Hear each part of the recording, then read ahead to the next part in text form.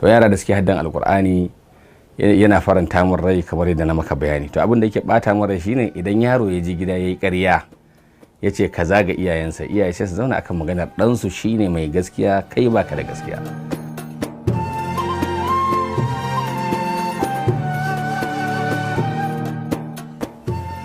Ainihin sunan shine Muhammad Kabir Sheikh Abubakar Musa Ɗanyaya. An haife ni a wannan gari mai albarka, garin Maiduguri, kuma a cikin wannan gida da muke zaune, kuma a wannan anguwa ranar 15 ga watan 5 1972 miladiya kenan.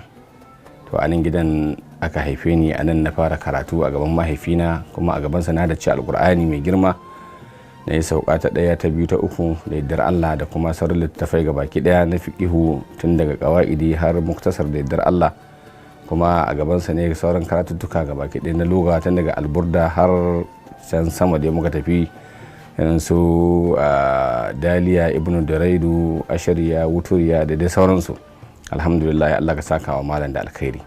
Kazalika bangaren fiqihu daidai abin da nahwu daidai gwargwado shi ma mun karanta abin da Allah ya samu ka karanta. To dai da sauran, sannan kuma sai uwa uba tafsiri na alkur'ani wanda na karance shi a wajen malam tare da dukkan sauran ɗalibai. Wannan an yi sauƙoƙi da dama a wannan makaranta mai albarka. Wannan makaranta ce mai ɗimbin tarihi wanda duk wanda ya zauna a garin nan shekara da shekaru ya san tarihin wannan makaranta. To bayan nan kuma malam ya tura ni can Friskum. Kafin nan a nan garin ina da maluma da dama wanda ya haɗa da su, irin su malam Amadu mai bakin ƙarfi ya rasu, Allah masa gafara. Wani su Shak Alanama malam Ishaqa Ibrahim shi ma ya rasu, malami ne na alkur'ani shi ma Allah ya masa gafara. Friskum wajen tsangayar malam Adamu mai buzun kwami, sananne ne a garin Friskum, shi ma ya rasu, Allah masa gafara. Na zauna a nan wata anguwa mai suna kusan Baidu. To kullum dai a nan muke zama, akwai malam Idi Sheke wanda da rasu, mu zo nan tsangaya kuma mu karatu. Bayan nan kuma na zo daga nan alhamdulillah sai na shiga Haya Islamic a nan garin. Bayan na gama kuma na wuce alkalami nan ma na ƙara karatu har na diploma a nan.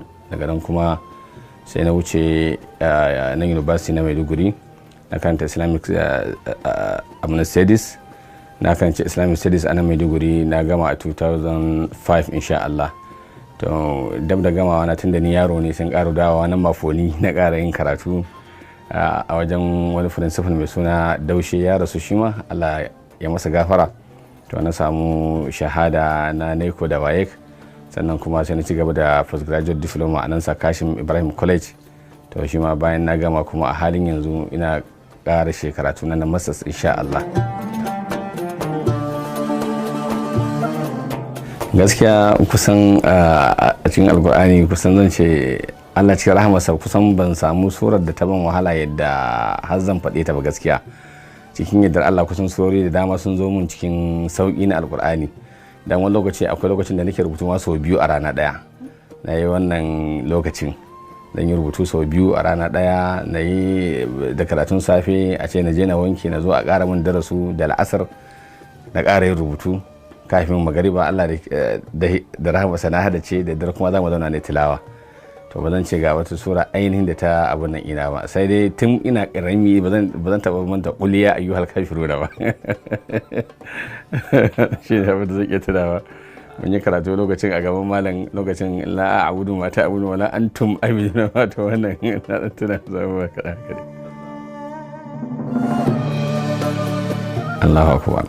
Wato gaskiya cikin alkur'ani kamar yadda ka faɗa babu surar da ba ta da daɗi a wajena, amma lokacin da na zo suratu Yusuf ina jin daɗin karanta ta, musamman ma suratu Hud kenan, wajen tun daga kusan baya kaɗan wajen wa ila madina akamu shu'aiba.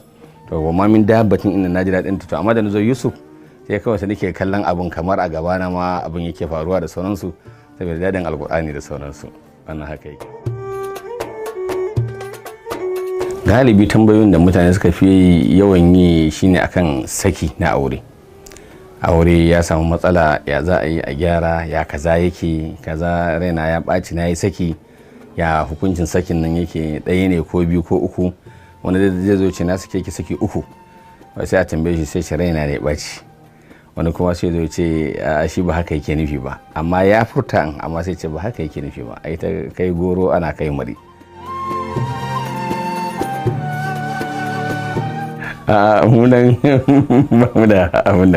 Nan gida ne na alkur'ani kamar yadda ka sani, kuma gari ne mai dimbin tarihi, garin Shehu Garbai, gari na haddan alkur'ani, kuma akwai asirrukan gaskiya, amma sirruka babu kaman alkur'ani.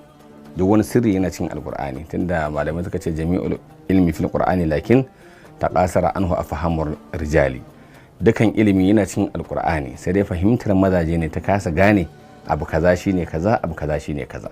Amma ilimi gabaki daya da asiri, me kake nema, mulki ne, lafiya ne, haifuwa ne, aure ne, karatu ne, me kake so, duk ayoyin suna cikin alkur'ani a dunkule. Za a baka ayoyi na idan kana neman ilimi, misali a gaya maka kamar walladina yumassikuna bil kitabi wa qamus salata inna la nudhi'u ajral muslimin, kaga wannan qur'ani ne. Sai sanan uka falatan sa, kaga wannan qur'ani ne. Waje ka je ka rubuta sabbi ko ka tofa a cikin ruwa kafa kaza, kaga alqur'ani ne. So inna alaina jam'ahu wa qur'ana fa idza qara'na fattabi' qur'ana thumma inna alaina bayana, kaga qur'ani ne duka wannan. To wannan nau'in qur'ani kenan da ire-iren su manyan malamai in sun ji sun san abun da dan karamin almajiri yake nufi. To haka kazalika kuma na neman tsari, kaga irin su ayatul kursi, baqara, suratul tauba, bara kenan, ire-iren su kaga duka wannan surori ne da ayoyi su ma suna nan birjik a cikin alkur'ani na neman tsari. To wannan lallai tabbas akwai su.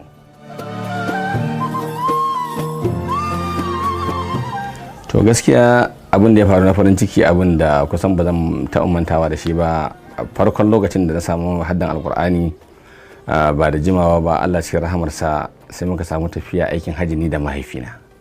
To wani abin ya faranta min rai, na gani ga mahaifina mun tafi aikin haji tare, komai muna yi tare, wanda abin har gobe inda tuna in na ƙara koma maka duk inda muka je da shi lokaci galibi sai na zubar da hawaye a wannan wajen. Kuma na tsaya na yi musu addu'o'i da mahaifin da mahaifiyar. Sai kuma ran da aka ce na samu haddan alkur'ani na ganni a cikin sauran tawaga na 'yan uwana almajirai, to wannan abu ne wanda gaskiya nake tuna shi a kowane lokaci, nake yi wa Allah godiya akan wannan ni'ima da yi mu.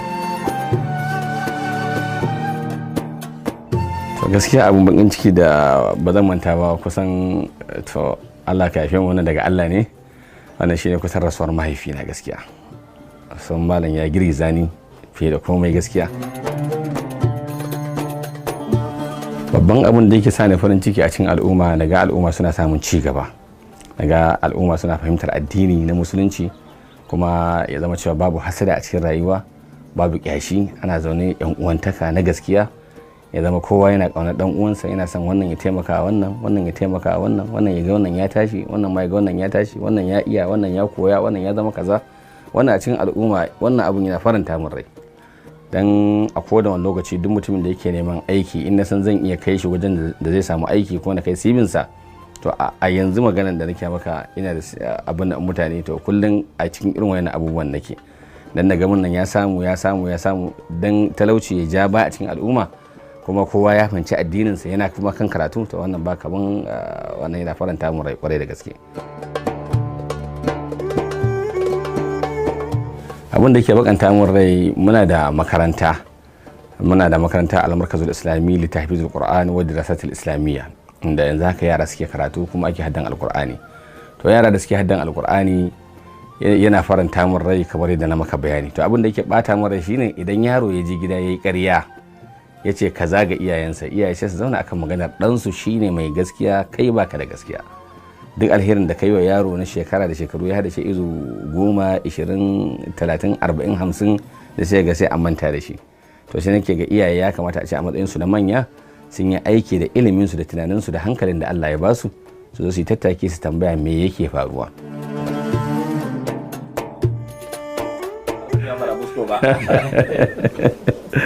Allahu akbar. Ta bangaren abinci wato kusan gaskiya ni zan ce na fi son tuyon samun bita gaskiya, da kamar miyar kuka ko kubewa. To ban da shi kuma irin abinci mara nauyi ba kamar dankalin turawa haka, da dai dan sauran abubuwan da ba a rasa ba irin na almajirci haka. Alhamdulillah akwai iyali. ina da iyali yanzu haka, ina da mace ɗaya da kuma yara guda 8 insha Allah.